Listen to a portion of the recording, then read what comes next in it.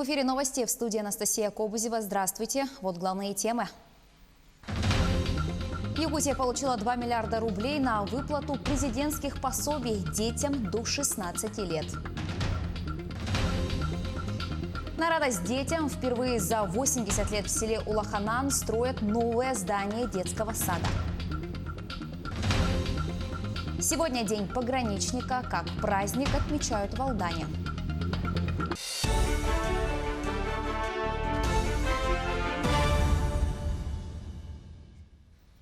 Якутия получила 2 миллиарда рублей на выплату президентских пособий детям до 16 лет.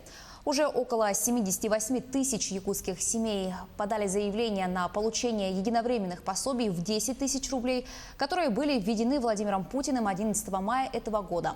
Напомню, выплату могут получить семьи с детьми от 3 до 16 лет, родившиеся в период с 11 мая 2004 года по 30 июня 2017 года. Заявление родители могут подать до 1 октября этого года через портал госуслуг. Свыше 35 тысяч человек в Якутии числятся в качестве безработных. В службу занятости населения Якутии за 5 месяцев этого года обратились свыше 23 тысяч человек. Из-за пандемии больше всего пострадали субъекты малого и среднего бизнеса, а также авиакомплекс. Размер пособия по безработице в центральной группе районов Якутии на сегодняшний день составляет 16 900 рублей. В ряде районов Крайнего Севера примерно 24 тысячи. Количество вакансий в центре занятости снизилось на 26%. По-прежнему востребованы водители и сварщики. Сегодня у нас в базе вакансий 8600 вакансий. Все желающие абсолютно свободно могут с ними ознакомиться с уровнем заработной платы, с контактными данными работодателей на портале «Работа в России» или войти на наш портал «Работа в Якутии», забив это в поисковике. План по расселению аварийных домов перевыполнили в Якутии в 2 раза за 2019 год. Жилищные условия улучшены у более чем 1800 якутян. При этом было ликвидировано 38 тысяч квадратных метров аварийного жилья. На эти цели в республике направили 4 миллиарда рублей. В 2020 году по плану должно быть введено дополнительно 500 тысяч квадратных метров жилья. Ну а в селе Улаханан Хангаласского района впервые за 80 лет строят новое здание детского сада. Объект возводят в жилом микрорайоне Чечир. Подрядная организация уже установила сваи. Согласно проекту, это будет каменное двухэтажное здание с автономным отоплением и вместимостью до 90 детей. На первом этаже будут расположены кабинет врача, процедурная, прачечная, кухня, комната охраны и 3 групповые комнаты. На втором – методический кабинет, кабинет заведующей, прогулочная, музыкальные и спортивные залы, а также еще 3 групповые комнаты. Наш нынешний детский сад рассчитан на 55 мест. И 1939 года постройки, наверное, самое старое здание в нашем Улусе. Местное население оказывает помощь при строительстве детского сада нового. И перечислили уже однодневную зарплату, и местные предприниматели готовы оказать спонсорскую помощь.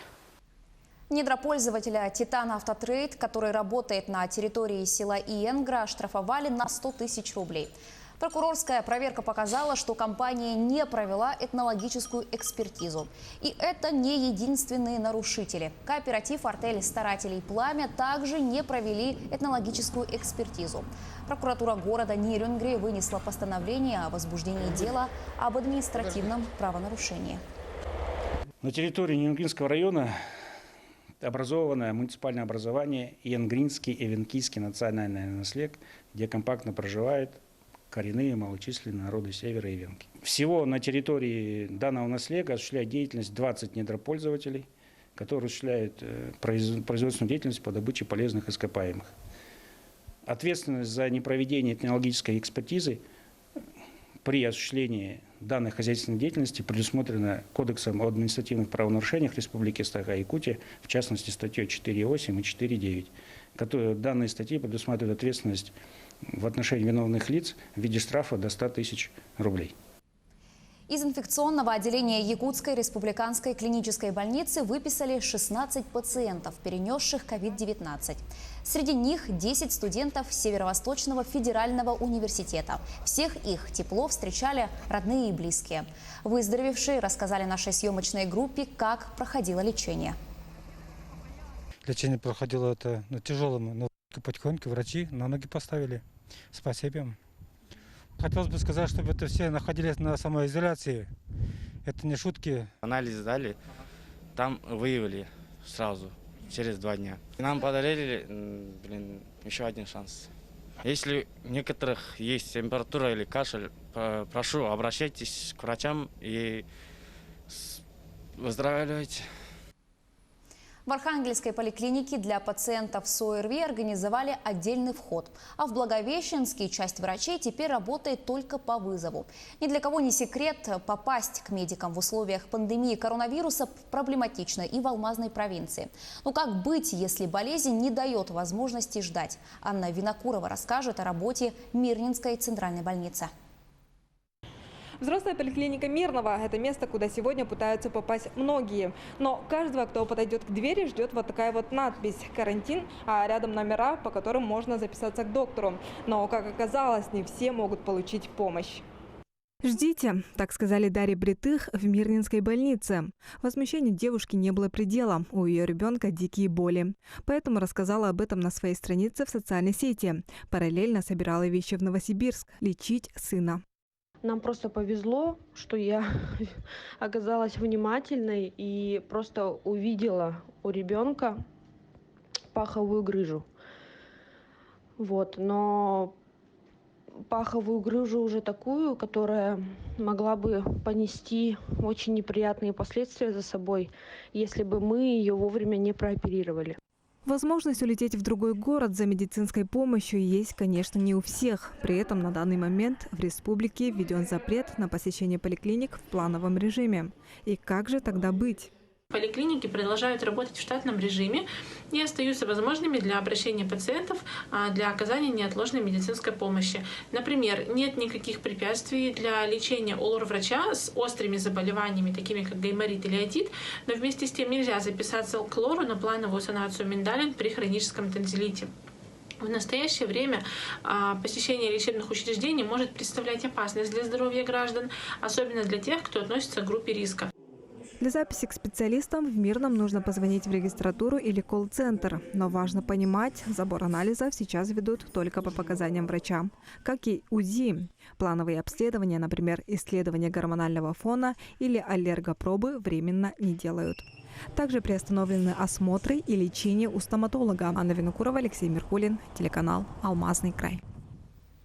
Центр избирком рассчитывает, что дата единого дня голосования в этом году не будет перенесена, и оно пройдет 13 сентября. По словам председателя ЦИК Эллы Панфиловой, сотрудникам избирательных комиссий вскоре предстоит провести 2 серьезные кампании – общероссийское голосование по поправкам в Конституцию и единый день голосования. По предварительным данным, 13 сентября пройдут выборы в 53 субъектах Федерации. Сегодня военнослужащие пограничных войск отмечают свой профессиональный праздник. В Алдане его празднование проходит в масштабах города. В этом году в связи с коронавирусом массовые гуляния исключены. Поздравления защитники Родины получают лично. К пожеланиям здоровья солдатам, чья служба прошла на рубежах страны, присоединились наши алданские коллеги. Уважаемые ветераны пограничных войск, я от всей души поздравляю вас с вашим профессиональным праздником, Днем пограничника. Желаю вам здоровья, успехов в вашей деятельности на благо воспитания подрастающего поколения. Столь тепло и сердечно с Днем пограничника комиссар Алданского района Олег Бабич поздравил военнослужащих и ветеранов, чья служба прошла на рубежах страны. Традиционно этот праздник в Алдане становится общегородским. Показательные выступления, стрельба в тире и, конечно, гречневая каша, приготовленная по рецепту пограничников. К празднованию присоединяются алданцы всех возрастов. Пограничная гречневая каша, чем она от обычной гречки отличается? Насыщенностью духа пограничного. Как-то вот так. В этом году в связи с противоэпидемическим режимом массовое празднование Дня пограничника не представляется возможным. Поздравления и пожелания солдаты, несшие службу на рубежах страны, получают лично. Это особый характер, да. Я горжусь этим, что я попал на границу служить. Даже ребята все, это особый характер, это как бы и воля, и дух. Российским пограничникам приходится защищать самую длинную государственную границу в мире. Сплоченность, дружбу и готовность выступить единым фронтом защитники Родины в полной мере демонстрируют и дома. Ветераны погранвойск ведут активную общественную работу. Конечно. Без этого нельзя. Как на службе, так и на гражданке. Большое внимание ветераны погранвойск уделяют воспитанию подрастающего поколения. В День пограничника 28 мая свой день рождения отмечает первый отряд юнармии Алданского района, образованный в 2016 году. Численность населения Якутии выросла на 5000 человек. На сегодняшний день в республике проживают почти 972 тысячи граждан. Об этом заявил глава региона Айсан Николаев в ходе своего ежегодного отчета по итогам деятельности исполнительных органов государственной власти республики за 2019 год.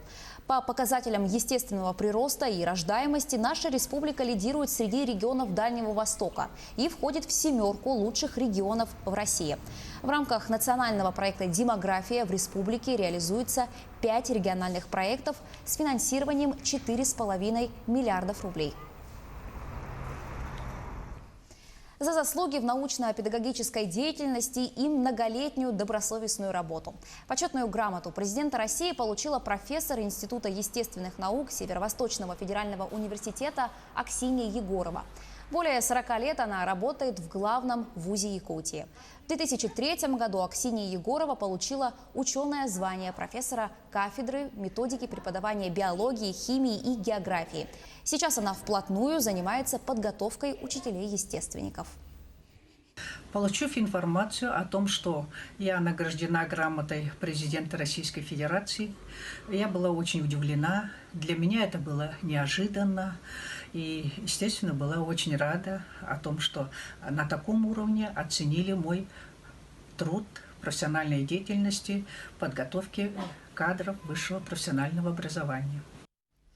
К этой минуте у меня пока вся информация. Оставайтесь с нами.